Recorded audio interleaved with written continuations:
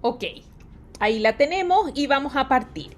Eh, Reitero los saludos porque al fin y al cabo esto queda grabado. Buenas tardes a todos y todas. Quien les habla es Marcela Cubillos Poblete. Yo soy académica del Instituto de Historia y Ciencias Sociales de la Universidad de Valparaíso y digamos soy la organizadora y tras bambalina de todo el evento. Hoy lo voy a conducir porque el coordinador, el profesor Jaime Cortés de Extensión, no podía asistir hoy día, como a su vez también el director del instituto. Ya, al igual que ayer, el procedimiento va a ser una vez que de inicio voy a dar paso al profesor, él va a exponer y luego vamos a dejar unos minutitos al final para invitarlos a que hagan preguntas o comentarios de manera de dinamizar la actividad y aunque muy formal, producto de esta distancia remota, sea igualmente cálida, ya que el objetivo a través de estos medios es difundir el conocimiento y compartirlo. Y si hay una cosa ventajosa de esta tecnología, es que nos permite algo que en tiempos normales no habríamos podido, porque como decía antes de empezar la grabación, estaríamos encerrados en una sala y nadie habría grabado eso. En cambio, en estos tiempos, una poca ventaja, no menor, es esta y además la comodidad de que cada uno está en su domicilio informándose cómodamente, tal vez tomando un cafecito, un tecito, cosa que en una charla tradicional no ocurriría. Ok, entonces voy a dar paso a la exposición. Los invitaría sí a tener en silencio sus micrófonos, de modo que no interrumpan al expositor. El profesor es Jean-Paul Martínez, él es filósofo, doctor en filosofía, académico que se desempeña con el Instituto de Filosofía de nuestra universidad y estamos muy contentos de contar con su exposición, el que va a ofrecer una mirada desde la filosofía al período de Dante. Así que agradezco muy cordialmente, con mucho agradecimiento a Jean Paul por haberse sumado a esta iniciativa interdisciplinaria que creo es la que debe caracterizar las formas de conocer ahora, dialogar entre los campos para seguir creciendo. Muchas gracias, Jean Paul. Muchas gracias, Marcela. Bueno, en primer lugar quiero agradecer la invitación y sobre todo la posibilidad de poder compartir con ustedes, quizás en este breve momento, algunos pequeños pensamientos que están asociados directamente a la comprensión de este periodo, que es un periodo bastante complejo por lo demás, que tiene muchos matices, y tratar de desentrañar algunos elementos de este periodo nos pueden permitir también a entender este tiempo que es el Renacimiento. Para esta exposición, el título de la presentación es El nominalismo y el Renacimiento.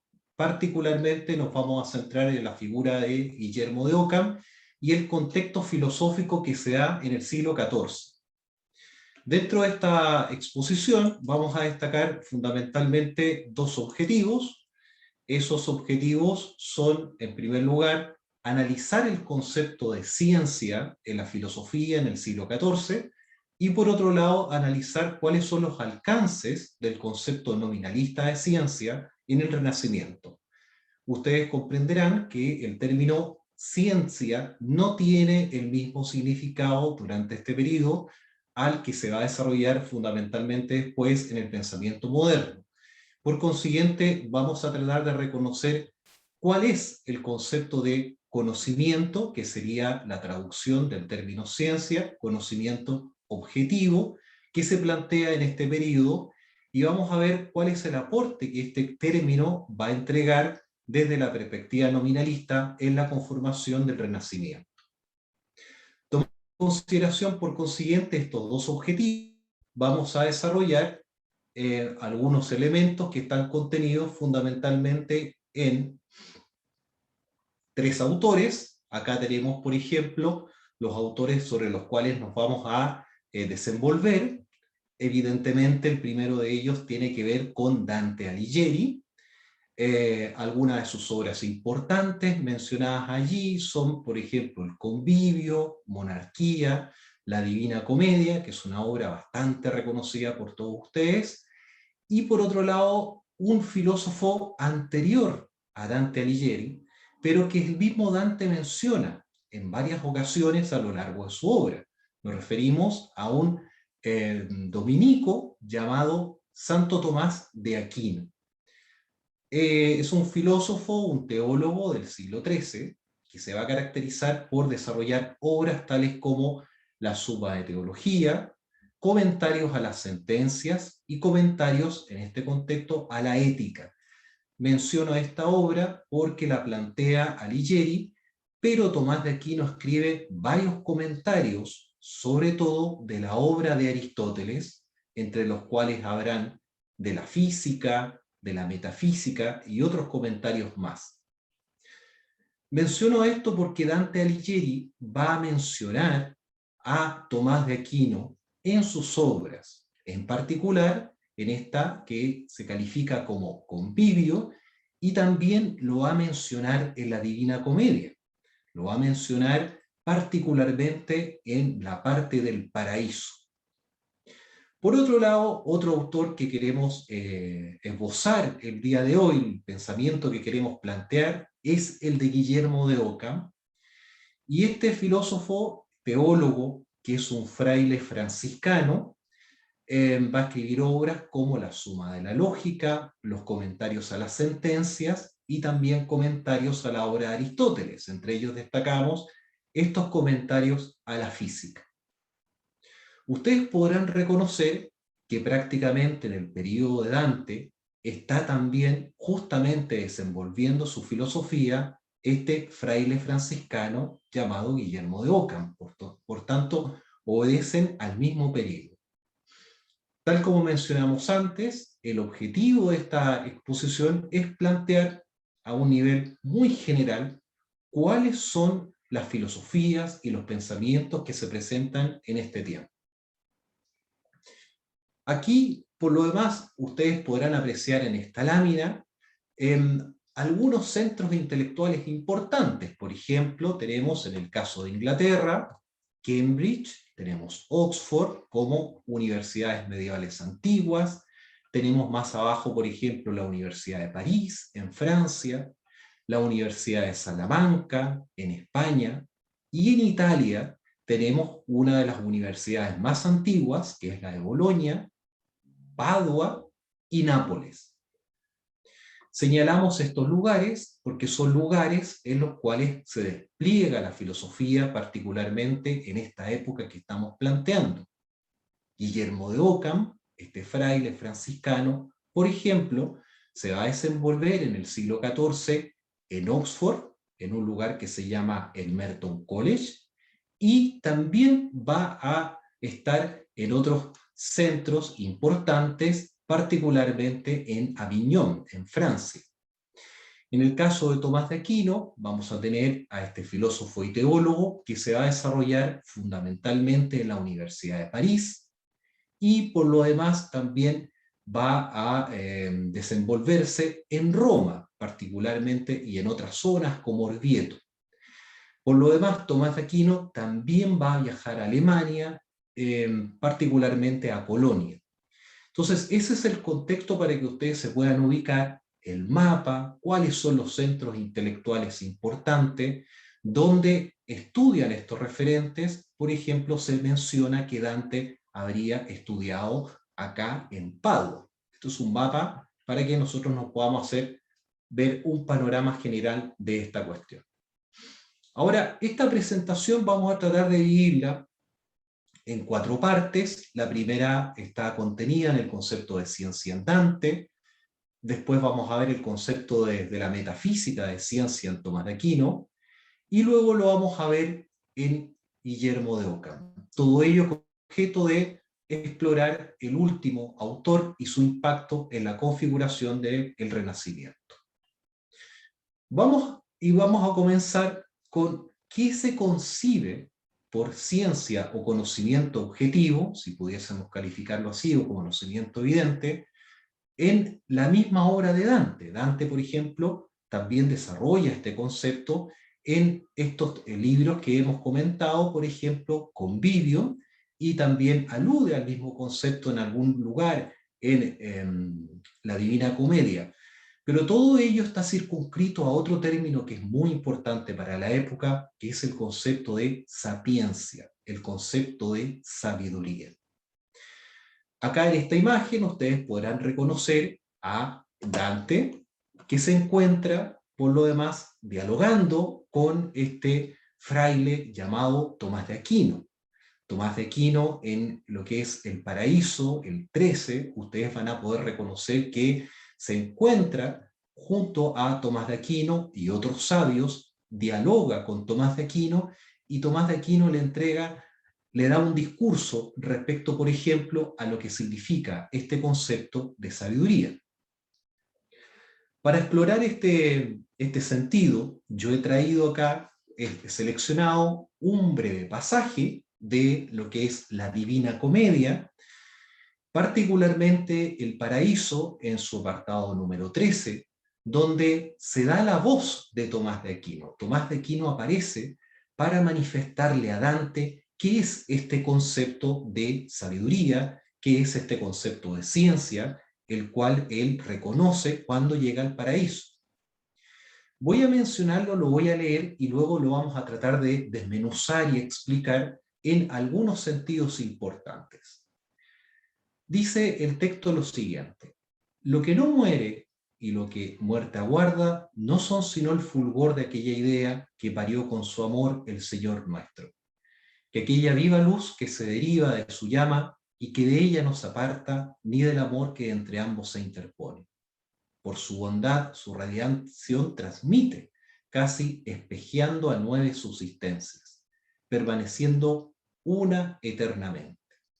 Desciende aquí a las últimas potencias, de grado en grado, y tanto disminuye que solo breves contingencias hace. Y entiendo son las contingencias, estas, las cosas generadas, que hace el cielo con germen, o son él cuando se mueve.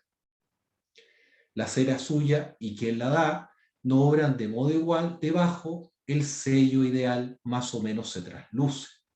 Así acontece que según la especie, mejor o peor fruta de igual árbol, y nazcáis con ingenio diferente. Si en su punto la cera se ablandara y el cielo en su virtud suprema hallárase, la luz del sello se mostrará toda. Más incompleta la hace la natura, semejante en sus obras al artista, que hábito tiene, mas su mano tiembla. Mas si el cálido amor la vista clara, de la primera virtud dispone y sella toda la perfección que aquí se adquiere. El texto, por lo demás, es un texto complejo. Muchos autores han querido tratar de reconocer qué es lo que está poniendo Dante en palabras de Tomás de Aquino.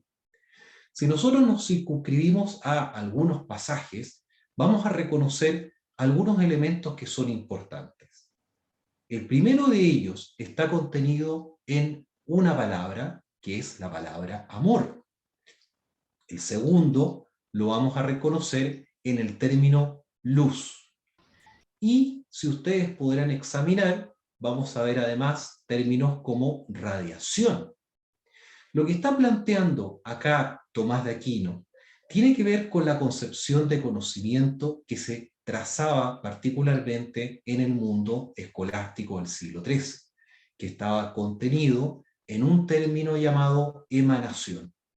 La emanación significaba que Dios, con su luz, iluminaba y por tanto creaba un conjunto de aspectos que configuraban lo que calificamos como cosmos.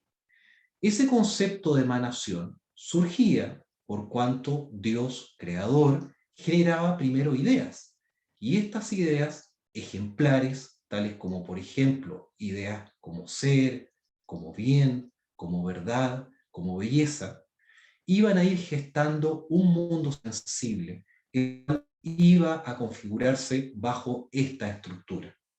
Surgía por consiguiente un concepto que es el concepto de sabiduría, que por lo demás se configura bajo esta concepción de Dios como amor. Dios crea desde esta perspectiva ejemplarista, Dios genera este cosmos y por consiguiente este proceso de emanación va a impregnar un orden y una estructura que va a posibilitar el mundo sensible.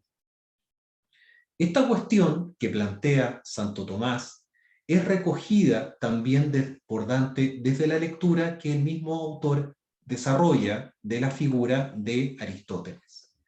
Vemos, por ejemplo, que en un texto llamado El Convivio, que es otro texto importante de Dante, es un texto que hace referencia a un banquete intelectual en el cual comparece todo aquel que quiere dialogar con la sabiduría, que en este contexto es la filosofía.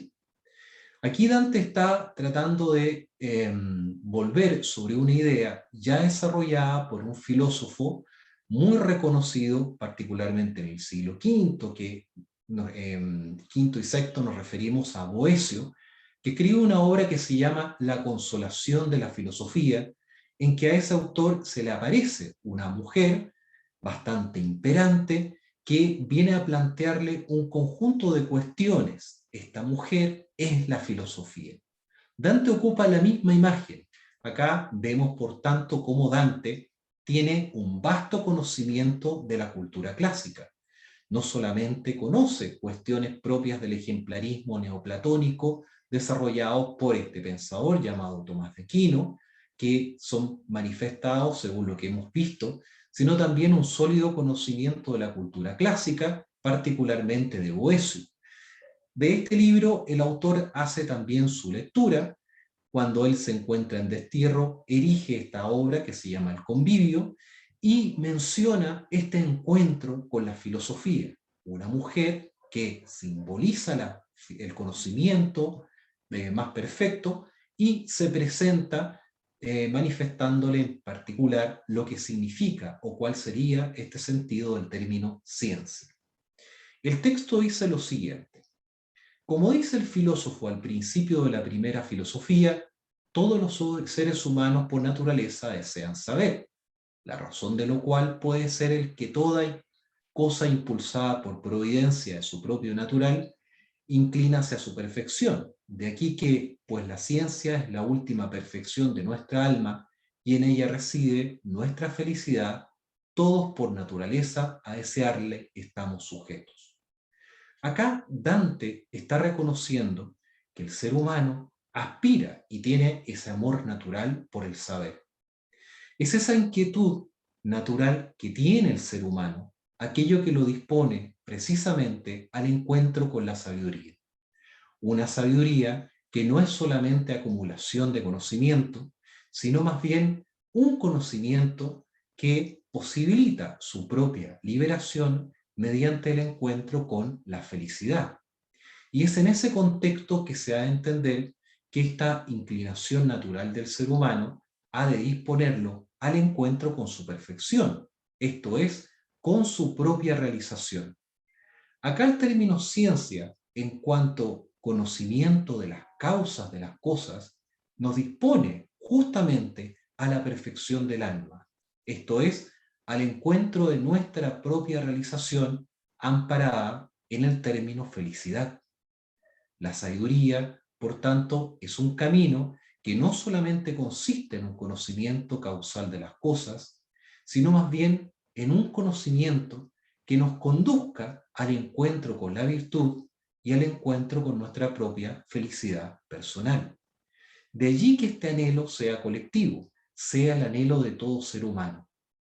Dante ocupa justamente este término, ciencia, al momento de esbozar qué es lo que se concibe por un auténtico conocimiento que libera al alma siempre del prejuicio y lo dispone al encuentro de su realización que está siempre en el sentido de lo que es este camino hacia la trascendencia, tal como ustedes lo reconocen a partir de la Divina Comedia. En este otro texto vamos a ver una cuestión semejante, y acá está aclarando el autor qué entiende por sabiduría y cómo se alcanza esta felicidad. Dice así: por último, como máxima alabanza de la sabiduría, digo de ella que es madre de todo principio, cualquiera que sea, diciendo que con ella empezó Dios el mundo y especialmente el movimiento del cielo, el cual todas las cosas engendra y del cual toma origen, y es movido todo movimiento, al decir, fue por aquel pensada que creó el universo. Esto es, por decir que en el divino pensamiento, que es ese intelecto, estaba ella cuando hizo el mundo. De donde se sigue que ella lo hizo, y por eso dijo Salomón en los Proverbios, por boca de la sabiduría, cuando Dios ordenaba los cielos, yo estaba presente. Cuando con cierta ley y con cierto giro vallaba los abismos. Cuando arriba detenía el éter y suspendía las fuentes de las aguas. Cuando señalaba su límite al mar y ponía una ley a las aguas para que no pasasen sus confines. Cuando echaba cimientos de la tierra, yo estaba con él disponiendo las cosas todas y me deleitaba diariamente.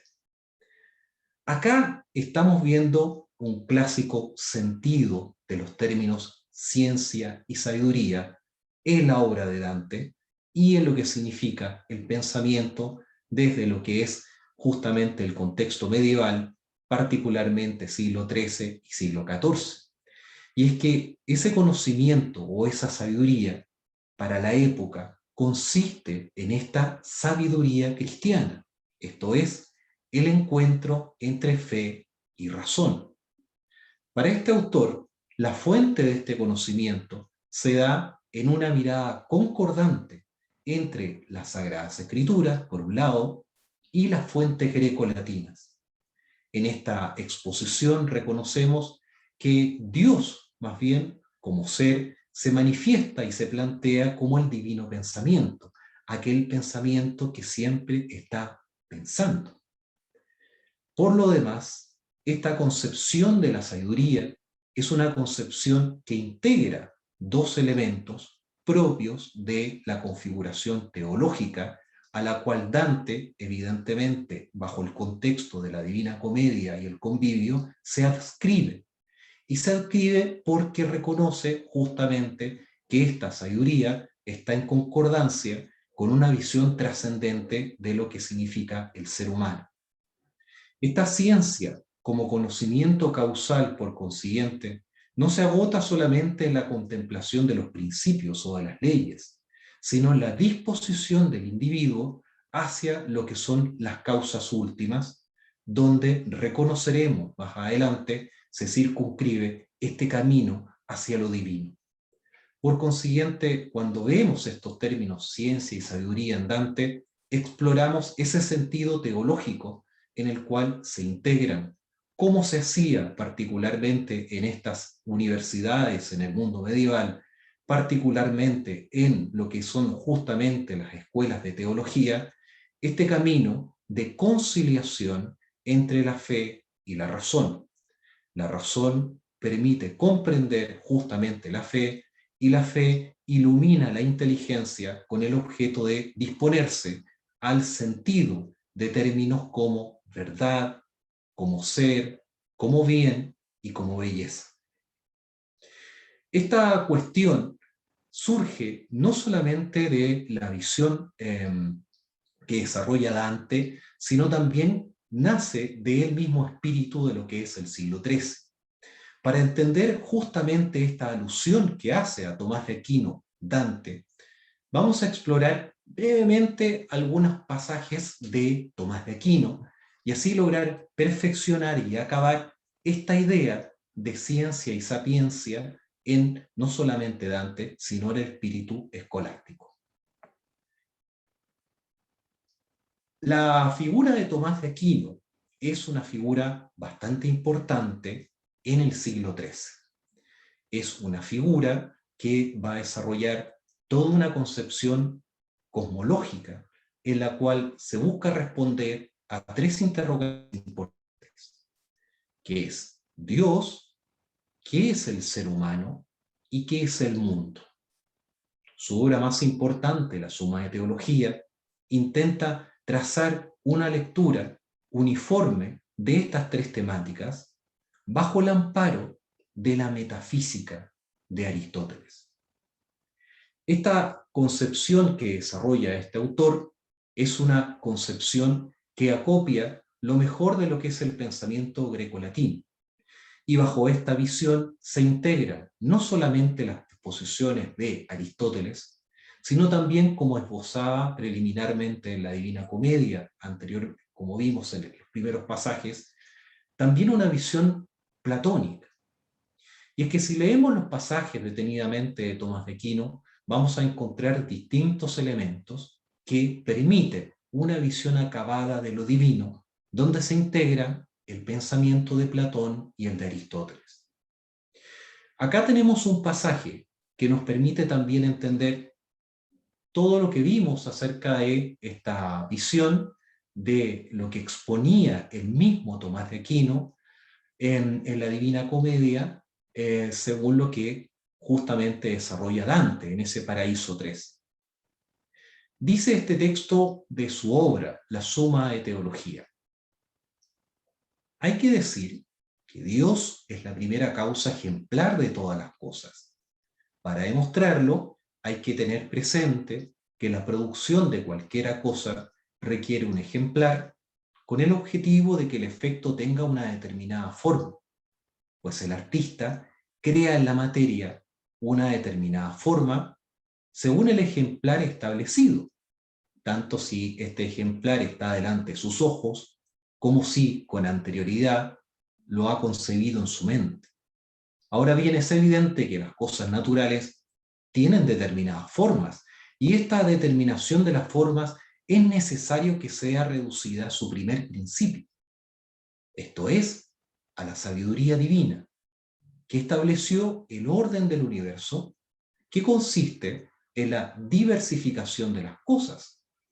Así es necesario decir que en la sabiduría divina están las razones de todas las cosas, las cuales anteriormente han sido llamadas ideas.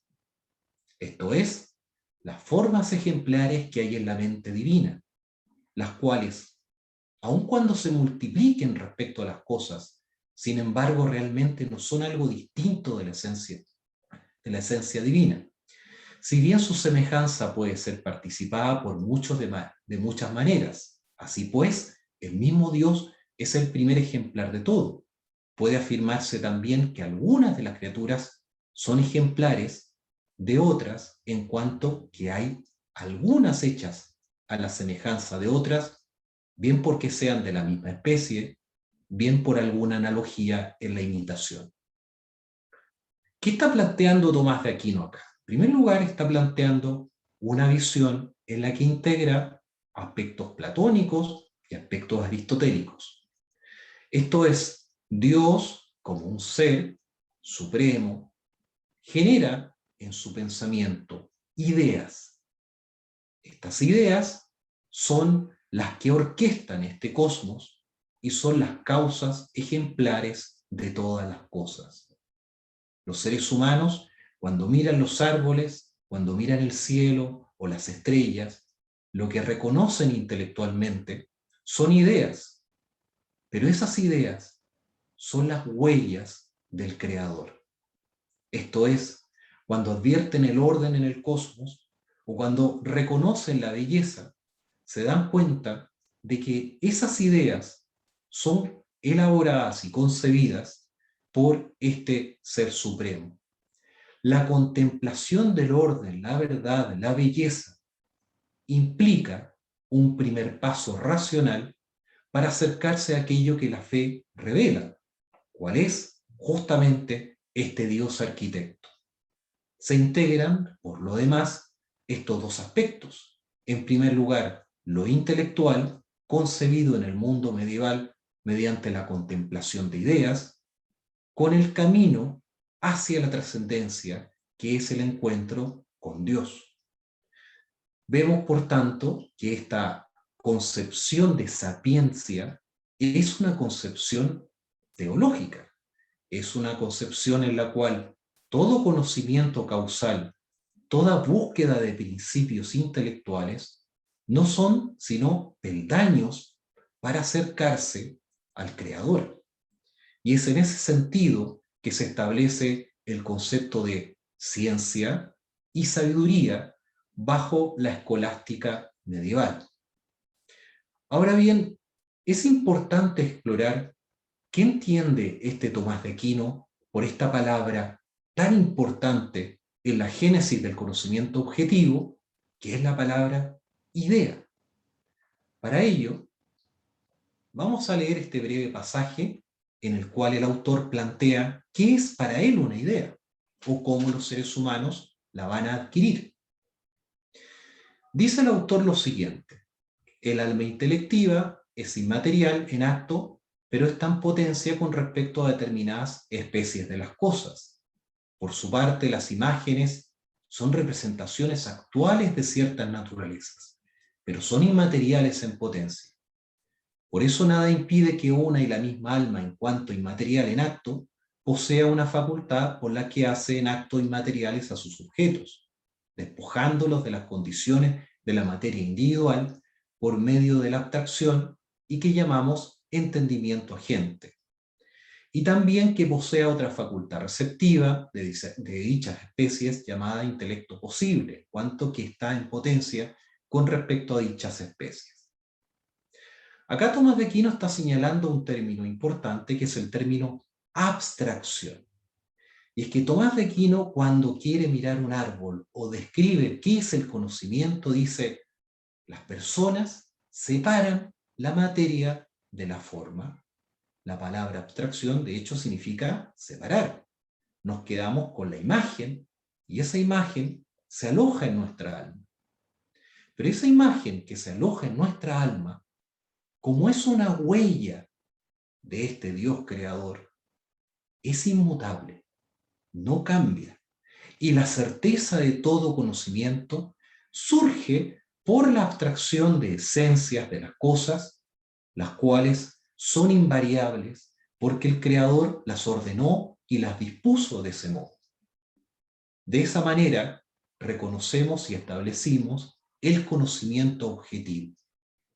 Cuando Tomás de Aquino quiera decir lo que es ciencia, va a apelar a la autoridad de Aristóteles, va a pensar, por ejemplo, en figuras lógicas como el silogismo o proposiciones universales y necesarias.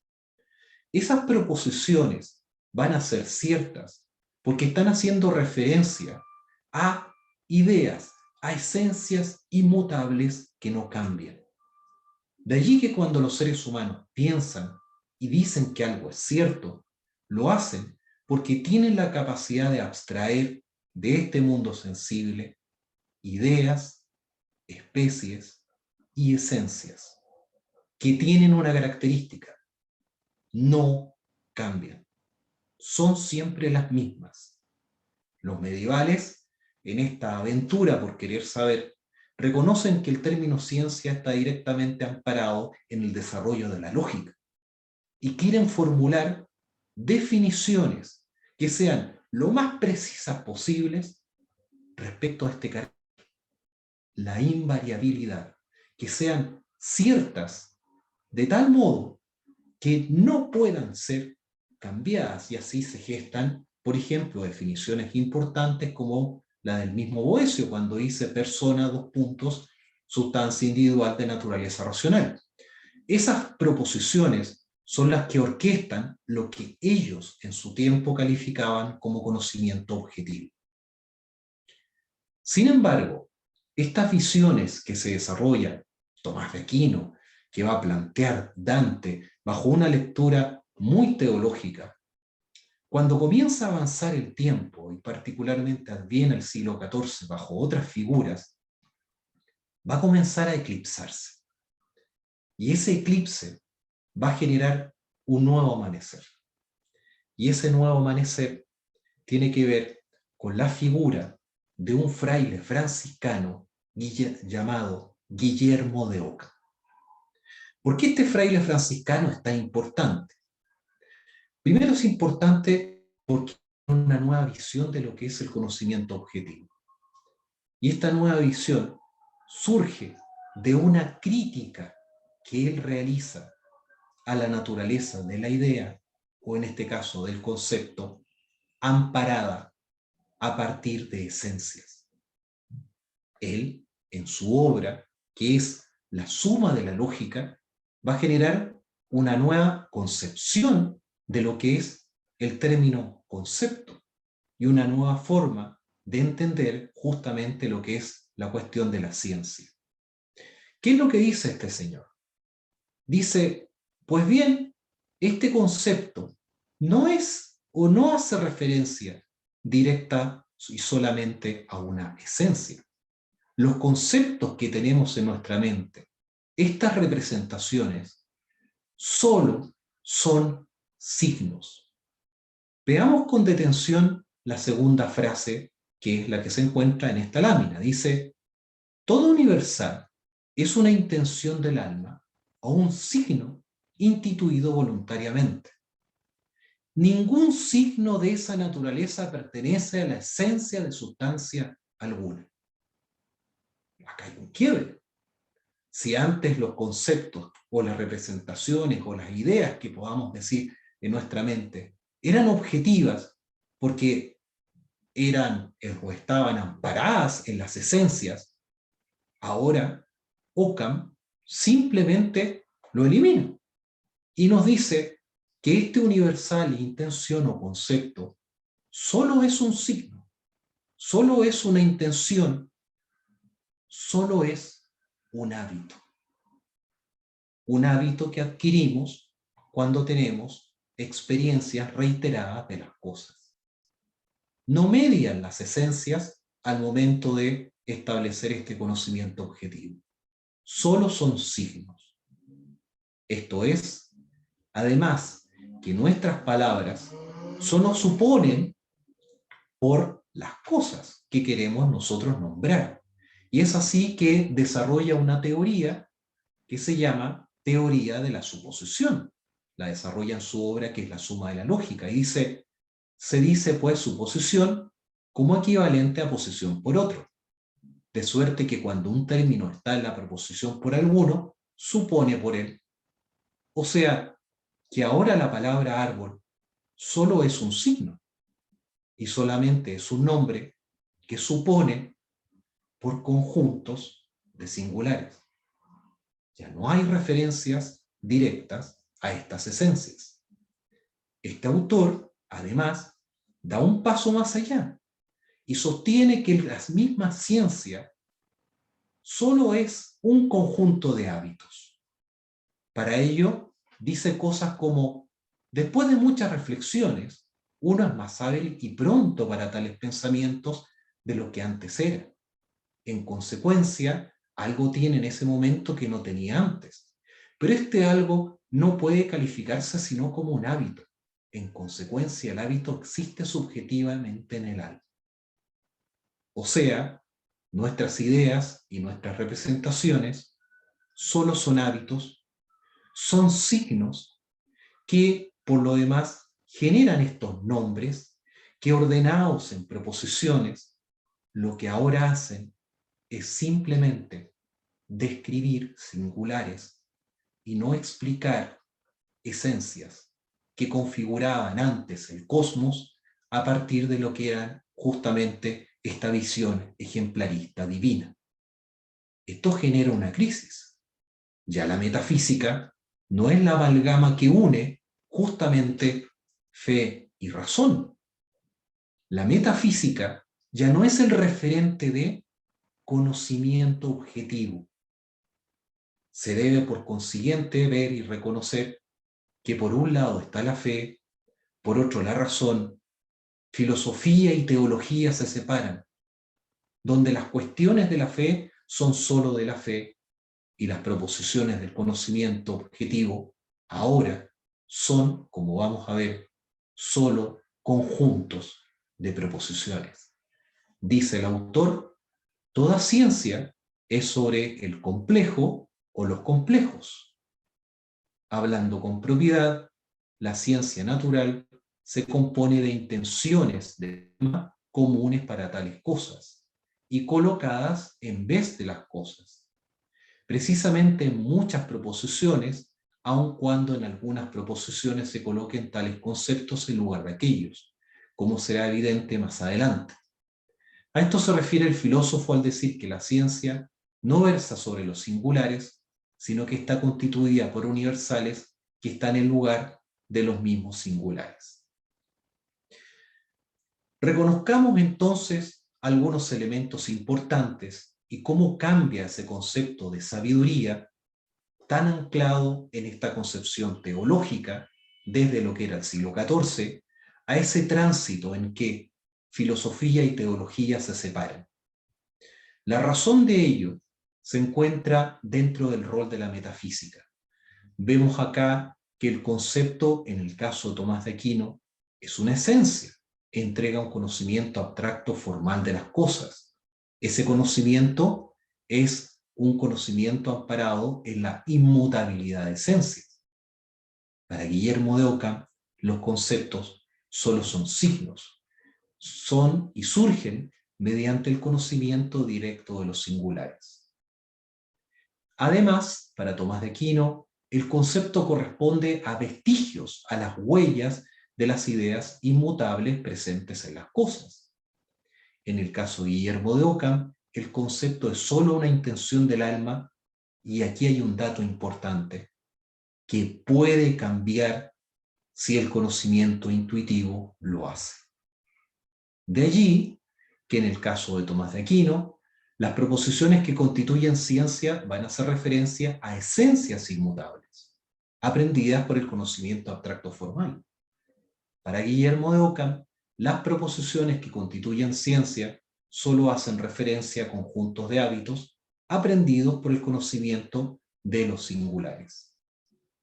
Vemos por consiguiente que en el siglo XIV esa aproximación a un conocimiento objetivo surge producto de esta separación entre filosofía y teología, que está amparada por el rol que tenía antes la metafísica, que disponía justamente este conocimiento objetivo en virtud de lo que es esta visión de lo divino. La metafísica ha servido como una herramienta que permitía que el conocimiento objetivo estuviera directamente asociado a la comprensión de este ser divino. En el caso del siglo XIV, con este filósofo medieval llamado Guillermo de Ockham, ya la metafísica esencialista no juega un rol preponderante. El conocimiento objetivo solo se configura a partir de signos, solo se configura a partir de enunciados y proposiciones que lo que hacen es denotar singulares que tienen la posibilidad de cambiar. La ciencia, por tanto, solo es conjuntos de hábitos. En este sentido, vemos dos visiones distintas que van a configurar áreas diversas del conocimiento. La sabiduría cristiana, amparada a partir de esta relación tan fecunda para la visión teológica, se disgrega y se comienza a fragmentar el conocimiento en distintas ciencias que ahora son concebidas como conjuntos de proposiciones. La independencia de la filosofía y de la teología comienza a ser cada vez más incipiente. Y en este sentido, ya las filosofías, pensemos por ejemplo en instituciones como el Merton College, en el caso de Oxford, comienzan a generar conclusiones en torno al concepto de naturaleza que están más bien próximas a una comprensión cuantitativa que a una comprensión metafísica que va a ser la desarrollada por los autores escolásticos, fundamentalmente en el siglo XIII. Surge un elemento importante en lo que es la configuración de lo que vendrá a ser después esta cuestión del Renacimiento, en el cual la matemática va a tener un rol fundamental. Todo ello bajo una nueva percepción de lo que es el conocimiento objetivo. Hasta acá, esta sesión en la cual he tratado de exponer a grandes rasgos a estos tres autores, tratando de explicar, en primer lugar, la complejidad de esta época y rescatar también, dentro de lo que significa el pensamiento de Dante, esta visión que tiene respecto al conocimiento grecolatino, la importancia que desarrolla él, sobre todo en el ámbito de lo que es también aspectos filosóficos, en los cuales integra lo mejor del conocimiento de su tiempo para desarrollar todos sus escritos. Por otro lado, vemos que esa visión también va a cambiar en el paso del tiempo y van a surgir otras figuras que van a desarrollar otros elementos importantes al momento de generar este concepto de sapiencia y ciencia. Muchas gracias a todos ustedes. Espero que esta breve conferencia y espero haya sido de utilidad para ustedes. Respecto al tema de las obras citadas, ahí aparecen en la presentación algunos de los trabajos que han sido fundamentales para configurar. Destaco de Dante Alighieri, por ejemplo, la Divina Comedia, el Convivio, la Suma de Teología, Suma contra Gentiles y otras obras más. Muchas gracias. Muchas gracias, Jean Paul. De verdad fue muy interesante y creo yo estimulante esta dimensión para conocer el periodo. Y antes de eventualmente hacer una consulta, planteo a los auditores, espectadores, si tienen alguna consulta o comentario que quieran hacer para que Jean Paul se pronuncie y eso nos permita potenciar algunos tópicos que abordó. Pueden formularla vía chat o usar el micrófono, ya que no somos tantas personas, así que no hay mayor problema con eso. André, ¿levantaste la mano para hablar? Va a preguntar, sí. Ya, porque de repente uno la puede apretar por casualidad. Ok, hola También Andrés. sucede en esta. ¿Qué tal? ¿Cómo estás, Marcela? Qué bueno que hayan organizado este ciclo. ¿Qué tal, Jean Paul? Hola, Andrés. Muchas gracias por la presentación. Y me parece muy interesante que haya elegido a estos dos autores, estos dos filósofos tan característicos, de versiones diferentes. Porque la gente tiene una tendencia a pensar que la filosofía era toda medio teología y que estaban todos escolásticos y estaban como en el mismo saco. Y yo creo que es súper interesante el contraste que has hecho entre lo uno y lo otro. Y los comentarios que haces a Dante, digamos, me parece súper relevante y por lo que presentas todo parece indicar que de alguna manera tú ves la relación explícita que hace Dante a Tomás de Aquino, las vinculaciones que hace como que Tomás de Aquino nos estaría acercando a esa visión de cuál sería la beatitud, que es la vieja imagen aristotélica transformada de la contemplación del conocimiento, lo divino, en el último, en el 13º esfera, en el ciclo, ¿dónde es el círculo? El último, en la última etapa del cielo, ¿cierto? Claro. Pero uno podría decir que si el contraste con Ockham es particularmente interesante, porque Ockham nos saca de ese paraíso, ¿no? Y nos saca de alguna manera de la imagen que los seres humanos tenemos ese acceso a las esencias con las cuales Dios creó el mundo, o ese conocimiento que estaba en acción mientras Dios creaba el mundo, y nos pone en un mundo lleno de palabras, en donde la Torre de Babel se vuelve una cosa muy importante y son un montón de hábitos. Y de alguna manera Ockham, esto es una gran discusión, pero quisiera un poco, si pudieras profundizar en ese sentido, nos está sacando de ese cielo de la contemplación a una realidad bien más cotidiana y un poco más dramática del conocimiento. No sé, obviamente Ockham es posterior un poco, ¿no? Dante no lo comenta, pero ¿hay algo de ese contraste en Dante o Dante está convencido que Tomás de Aquino tiene razón y esto simplemente nos viene a sacar de ese paraíso que, como dice Borges, todo paraíso es paraíso perdido? Así que lo perdimos y lo perdimos con Tomás de Aquino. Eso. Sí, bueno, lo primero, Andrés, muy agradecido por tu presencia, así que muchas gracias. No, gracias a ti por la conferencia y la historia por hacerla.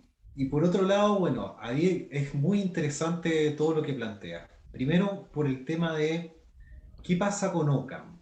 Aquí lo que tenemos que reconocer es la revolución intelectual que genera, y lo voy a decir desde esa perspectiva, la teología franciscana. Porque cuando llega San Francisco de Asís, su posición es Dios es amor.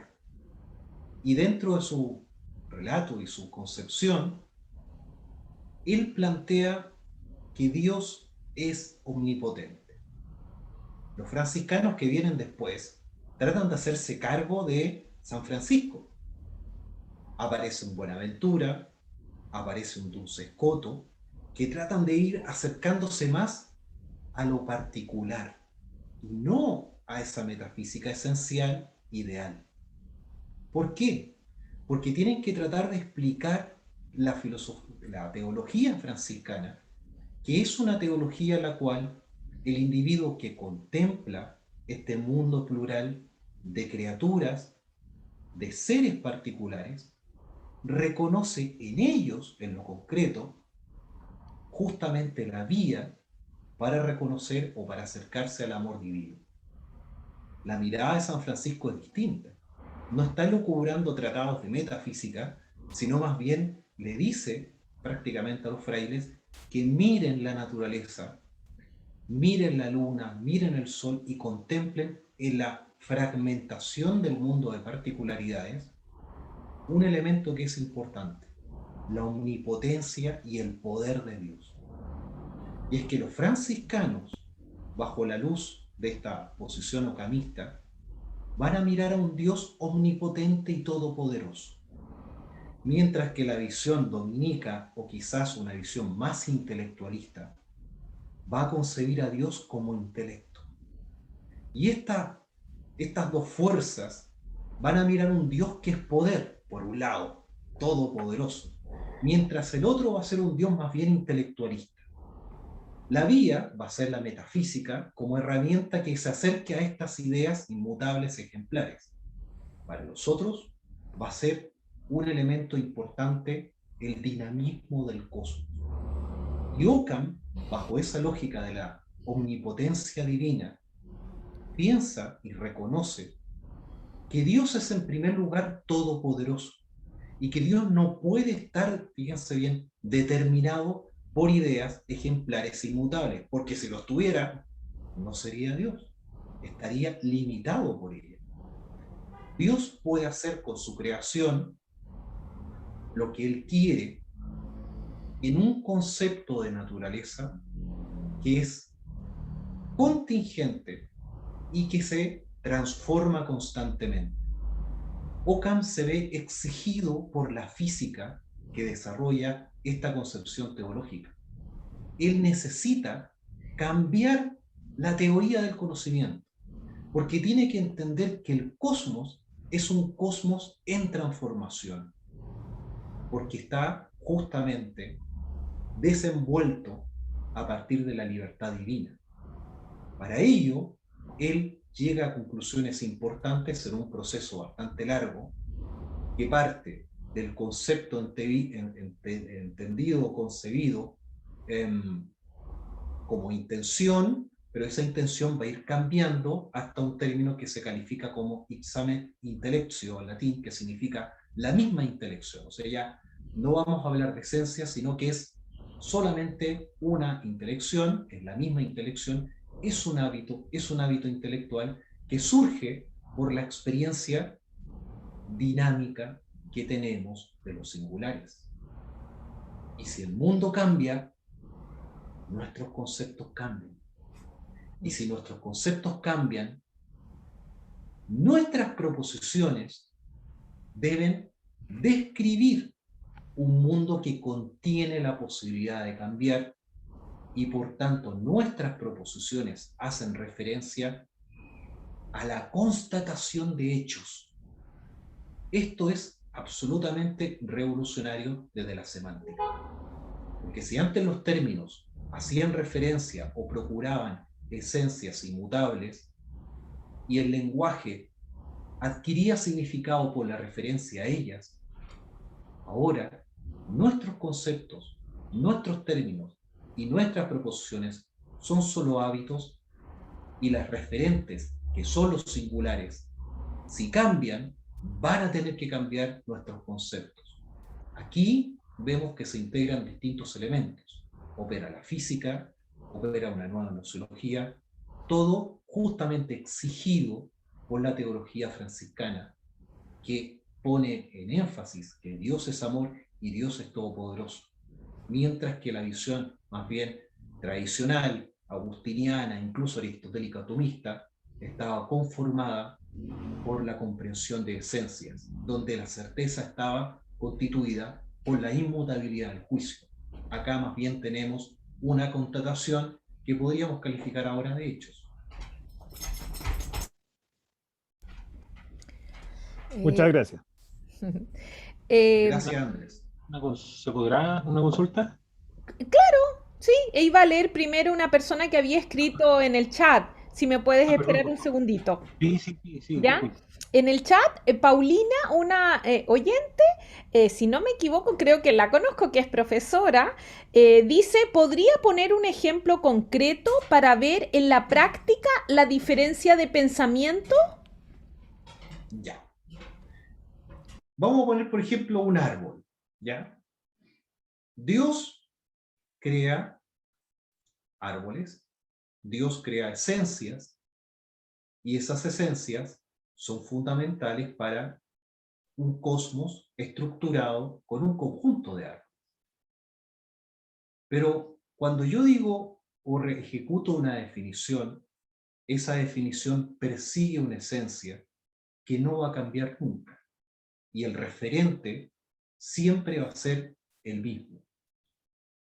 En el mundo de Occam, Dios puede crear en su libertad cualquiera cosa. Así como crea árboles, puede también transformar la realidad de los vegetales. Eso significa que nuestros conceptos deben estar siempre amparados en la referencia a la constatación de un hecho y no a la referencia de una idea inmutable. Eso significa que si el cosmos cambia, nuestras proposiciones tienen que cambiar. Mientras que antes se concebía bajo esa visión arquetípica que los enunciados estaban siempre haciendo referencias a la misma estructura que, por lo demás, no podría cambiar por cuanto descansaba en ella, en la referencia a esa esencia, la objetividad del conocimiento.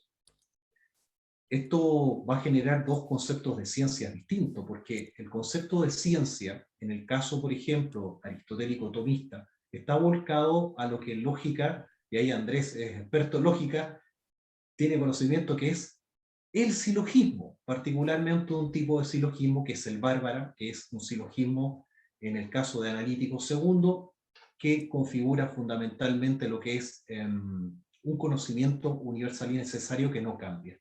Se formulan dos premisas, se concluye algo y eso constituye un conocimiento cierto a partir de una estructura, que es un silogismo apodíctico. Para Occam eso no es suficiente. No es la configuración de ciencia la formulación de silogismos, sino más bien plantear distintas proposiciones que en su conjunto van a ir configurando un conocimiento objetivo. Y así como va a haber un conjunto de proposiciones que van a configurar la física, va a haber otro conjunto de proposiciones que van a configurar, por ejemplo, la lógica o la teología. Todas ellas en un dinamismo constante. Como no están haciendo referencia a lo mismo, se ven obligadas y exigidas a estar siempre mirando la realidad para ver si están adecuadamente formuladas. Ese espíritu nominalista va a ser fundamental para la comprensión de distintos eventos que se van a producir en periodos posteriores, particularmente en lo que es la modernidad. Ahí tendríamos que hacer otra conferencia para ver cómo las matemáticas se introducen como un lenguaje que posibilita una aproximación objetiva a la realidad.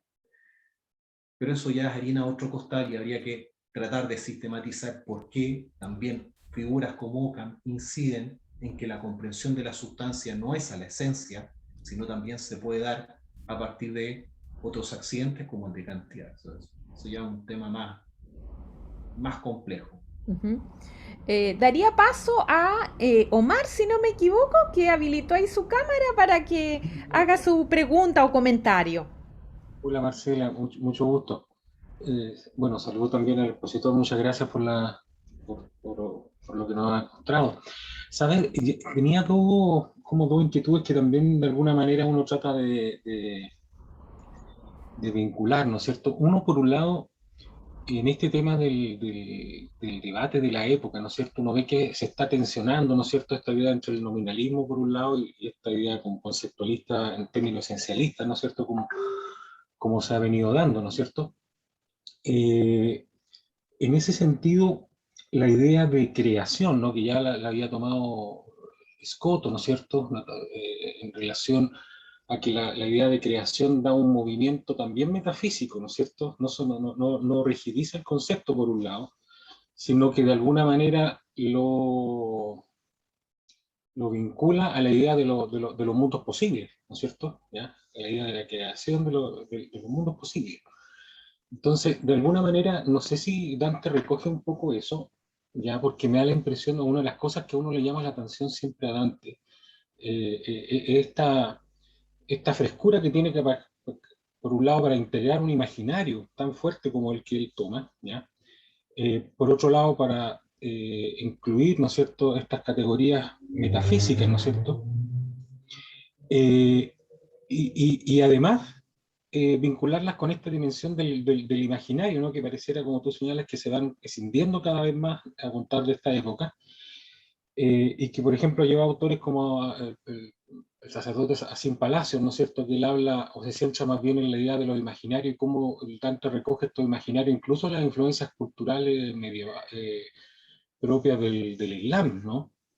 Incluso esta idea del cielo, el purgatorio y el infierno, ¿no? Entonces, de alguna manera, por un lado, cómo el Dante logra integrar unas cosas que hoy en día nos parecen tan diversas, que van desde lo imaginario, el tema metafísico, filosófico, ¿ya? No sé, tal vez pedirte algún comentario al respecto. Muchas Eh, gracias. sí, bueno, gracias Omar por su pregunta. Es una pregunta muy interesante y te obedece fundamentalmente a lo que yo creo que podríamos calificar como el pensamiento holístico que posee Dante, ¿ya? Sí. En primer lugar, creo que deberíamos señalar ahí la sólida formación intelectual de Dante. Dante, por lo demás, es un amplio conocedor de no solamente una filosofía, sino varias, ¿ya? En el contexto de que conoce muy bien el pensamiento dominico, pero también conoce el pensamiento de los franciscanos, particularmente lo que son los del siglo XIII.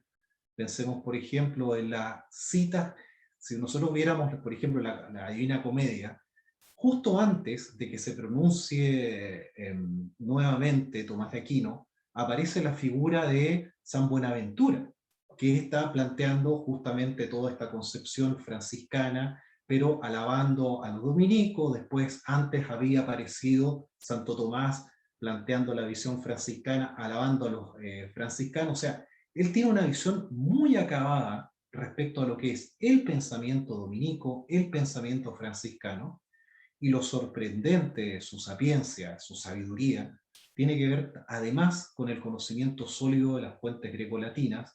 Ya sabemos qué rol ocupa la figura de Virgilio, y por otro lado, todo lo que significa este desarrollo del pensamiento neoplatónico, que implica un esfuerzo intelectual, por cuanto no es fácil en un discurso integrar visiones, por ejemplo, tan complejas como las tomistas, y también neoplatónicas. Me refiero fundamentalmente a el conocimiento que él tiene del pseudo Dionisio, con esto sobre los nombres divinos, que es una visión muy neoplatónica, que trata de vincularla a la visión de Santo Tomás. Es una visión bastante acabada, o sea, él tiene un conocimiento bastante pronunciado respecto a todos estos pensadores, todos estos autores, estos filósofos. Y por otro lado, lo que llama poderosamente la atención es que además conoce muy bien obras, por ejemplo, pienso en la Consolación de la Filosofía de Boecio. O sea, él emula un poco lo que es esta concepción de la Dama Filosofía, lo cual es bastante también complejo, porque la Consolación de la Filosofía es una obra en la cual Boecio redacta una especie de exposición intelectual amplia del saber, en el cual aparecen en ese discurso pensamientos como los de Epicuro, pensamientos estoicos, reflexiones sobre Aristóteles, se pregunta sobre el tema de la libertad. Entonces, es evidentemente una obra maestra de la literatura, y como muy bien dijo usted dijo un término muy importante, usted dijo el término imaginación. Evidentemente la capacidad creadora que él tiene se expresa fundamentalmente en ese concepto de imaginación, que solamente los grandes genios como Dante pueden tener, porque no solamente es saber y conocer a todos estos autores, sino también tener la imaginación para poder generar un constructo intelectual, arquitectónico, sólido y que plantee justamente esta creatividad. Es bastante impresionante todo lo que desarrolla este autor, y claro, evidentemente, creo yo que comprende todo lo que usted plantea. Gracias. Hay un autor, yo quiero decir una cosa, hay un autor que se llama, que yo lo estuve leyendo, bueno, Sapeño, Nicolás Sapeño, y trata de hacer una exposición respecto a la lírica de este autor. Dice lo siguiente, lo voy a leer porque está en italiano, dice, sobre qué pasa con esta lírica filosófica. Él la describe de un modo, dice: questi momento di più intensa ispirazione morale prendono forza dalla vastità del movimento poetico con cui il discorso si apre, uno degli esempi più alti della lirica metafisica di Dante, che traduce i grandi concetti della filosofia medievale in lucentezza cristalina de immagini.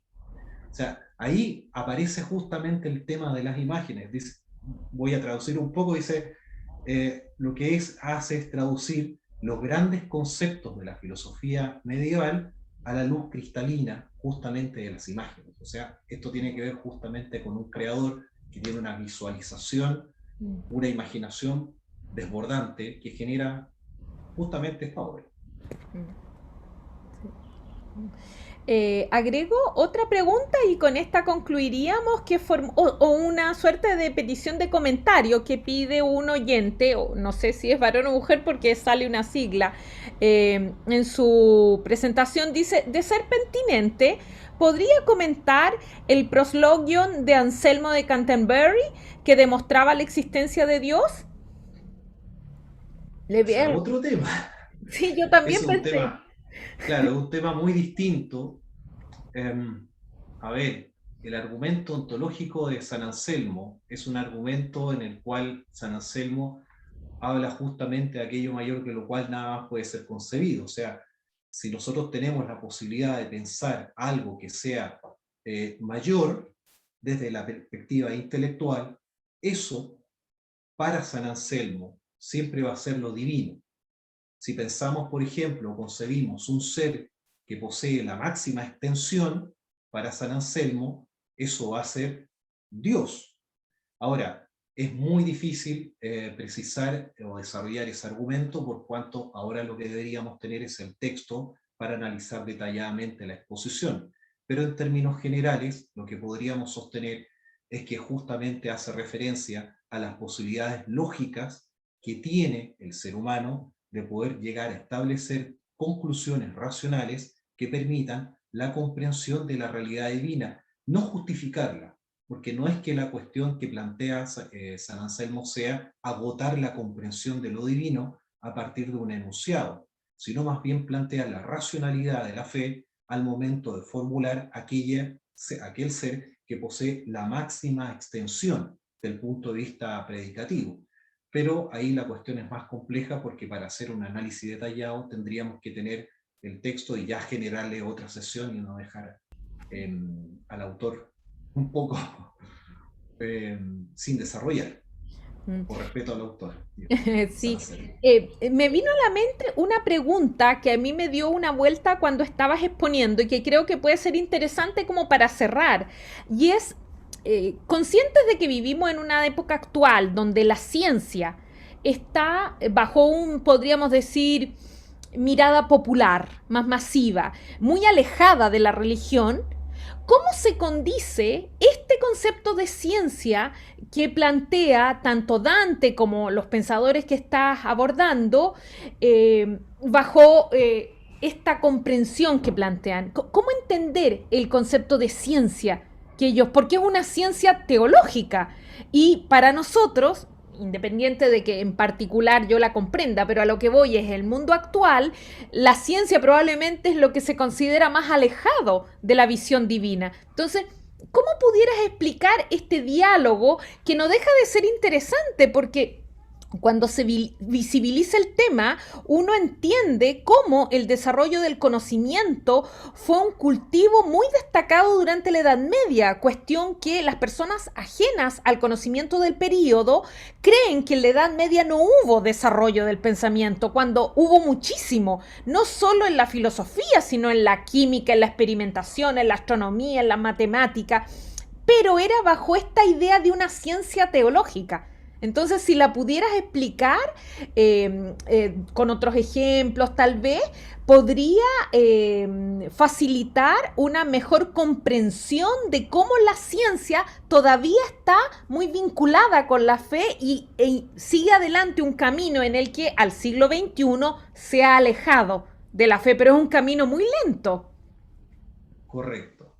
Es una pregunta bastante, es difícil de responder, ¿ya? Voy a tratar de hacer mi mejor esfuerzo dentro de mi limitado conocimiento del tema. En primer lugar, creo yo que el tema el concepto de ciencia en sí significa conocimiento evidente, ¿ya? Hay que partir de la base que significa un conocimiento objetivo. El problema es que el concepto de objetivo va a cambiar. Lo que era objetivo antes, nos referimos en el siglo XIII, es muy distinto a lo que es objetivo en lo que es, pienso yo, en el siglo XVI y en adelante, con las revoluciones que se van a generar en el pensamiento moderno, pienso a la luz de la incorporación de las matemáticas. ¿Por qué vuelvo sobre ese tema? Porque para entender esta cuestión hay que entender o reconocer que en el mundo renacentista el concepto de física estaba amparado en la lectura de Aristóteles. Eso significaba que era una comprensión esencialista de la naturaleza. La naturaleza era concebida a partir de la lógica, mediante la formulación de enunciados, que lo que hacían era reconocer estos principios internos del movimiento, aquellos principios que permitían este movimiento y que eran desplegados o esbozados a partir de enunciados. ¿Qué es lo que pasa? Que lentamente comienza a aparecer en el mismo Renacimiento una nueva visión de la física que no tiene que ver directamente con estas lecturas que estamos realizando, sino que obedece a la incorporación paulatina de la física de Arquímedes en lo que va a ser una comprensión mecánica, matemática de la descripción de la naturaleza. Entonces vamos a tener dos miradas de la física que van a cambiar. Primero, siglo XIII hasta el siglo XIV, va a imperar la descripción de la física a la luz de Aristóteles. Cuando llegue, por así decirlo, el Renacimiento, va a comenzar a cobrar importancia la descripción matemática, mecánica, a partir de la física de Arquímedes. Y esta comprensión matemática mecánica va a incidir fuertemente en todo el espectro de lo que es el Renacimiento. Piensen ustedes, por ejemplo, en los avances pictóricos que se elaboran. Pienso, por ejemplo, en Leonardo da Vinci, Miguel Ángel, los cuales, por ejemplo, en su iconografía, incorporan elementos geométricos en la disposición de las figuras, incorporan el punto de fuga, y se genera una visión más bien próxima a esta visión geométrica, matemática, incluso en ámbitos tan relevantes como la pintura. En el caso de la escultura, las proporciones humanas van a ser descritas magistralmente por Leonardo da Vinci a partir de la geometría y de las proporciones. En el ámbito de la arquitectura va a pasar lo mismo. Y esa incorporación de la matemática va a tener su pináculo entre figuras fundamentales, cuales son Copérnico, Kepler y Galileo. Esto avanzado el tiempo por lo demás, en las cuales vamos a ver en Galileo, particularmente en su obra Il Saggiatore, en el cual manifiesta esta comprensión del método hipotético deductivo, mediante el cual, a partir de proposiciones matemáticas, se generan deductivamente otras en su comprensión hipotética, pero que ahora, a diferencia de lo ya esbozado, por ejemplo, por Kepler, con la descripción de las elipses a partir de las proposiciones matemáticas, inquiere o precisa un elemento más. ¿Cuál es? La incorporación de los artefactos, que son los que posibilitan la constatación de esta descripción matemática de la realidad. No basta solamente con formular el enunciado, sino que es importante en esta obra ensayatoria, a partir de la resolución, la composición y esta incorporación de los artefactos para poder describir la realidad, tener la constatación cuantitativa de hechos. Y eso va a ser lo objetivo. Galileo en esa obra, por ejemplo, distingue entre cualidades primarias y cualidades secundarias, reconociendo que lo objetivo es aquello que es cuantificable matemáticamente, mientras que los subjetivos, las cualidades secundarias, obedecen a las visiones que nosotros podamos tener, ya sea a partir de los sentidos, los gustos, etc. Todo eso va a caer en el ámbito de lo subjetivo. ¿Por qué es relevante eso? Porque resulta que después, cuando llegue la filosofía, van a aparecer pensadores racionalistas, tales como Descartes, que van a ser matemáticos, en el caso de Descartes. Leibniz, por ejemplo, también va a tener un sólido conocimiento respecto a las matemáticas, va a generar todo su trabajo sobre el tema de las fuerzas, de hecho va a tener una importante, Leibniz, una discusión con Newton ahí. Entonces, ¿qué es lo que vamos a ver? Que la matemática va a cambiar toda la forma de entender el concepto de ciencia. Y son formas distintas. Por eso lo que estamos viendo, o sea, el objetivo de esta cuestión es ver este tránsito, cómo comienza a gestarse este tránsito. Y ese tránsito obedece fundamentalmente a partir, si quisiera yo dejar una imagen en las personas que están escuchando, en ese paso, cómo salimos de la física de Aristóteles y comenzamos a acercarnos a esta descripción física que es la que se plantea a partir de Arquímedes. Eso es lo bello del Renacimiento, es lo que posibilita ese redescubrimiento del mundo clásico a la luz del rol que tenían justamente las matemáticas al momento de concebir la realidad. Y bueno, espero que lo que yo expuse el día de hoy, yo reconozco que no tengo todos los conocimientos de estos temas, son temas muy complejos, les pido disculpas a algún interlocutor, o sea, a un auditor si me equivoqué, ya no tengo todo el conocimiento, me gustaría tenerlo, pero no lo tengo, y traté de hacer lo mejor posible para explicar en breve tiempo algo tan complejo, tan apasionante y tan bonito como es justamente esta época. Muchas gracias, Jean-Paul. Vuelvo por último a compartir a través del chat el link de el Facebook del instituto, donde mientras estaba exponiendo me di cuenta que ya el coordinador de extensión lo subió la charla de ayer, así que sospecho que la tuya, Jean-Paul, la van a subir más allá de que lo que yo espere que le voy a consultar acerca de lo que me comentaste. Pero les recomiendo abrir el link porque de esa manera pueden los que escucharon ayer volver a escuchar o eventualmente los que no estuvieron y sepan que allí se va a ir compartiendo las próximas conferencias. Agradezco mucho, Jean-Paul, tu asistencia, también la asistencia de todos los que nos han acompañado. Los invito entonces a que la próxima semana, el día martes, a las 6 de la tarde, nos encontramos para escuchar otro ángulo del período de Dante que va a ser sobre la arquitectura, y el día miércoles vamos a exponer dos historiadores con temas complementarios, no vamos a hablar lo mismo, así que no se preocupen. Cerraríamos este ciclo en memoria de Dante. Muchas gracias a todos y quedan cordialmente hasta la próxima semana invitados. Que estén muy bien. Chao. Muchas gracias. Muchas gracias. Gracias a ustedes. Muchas gracias, chao. Chao, muchas gracias. Chao.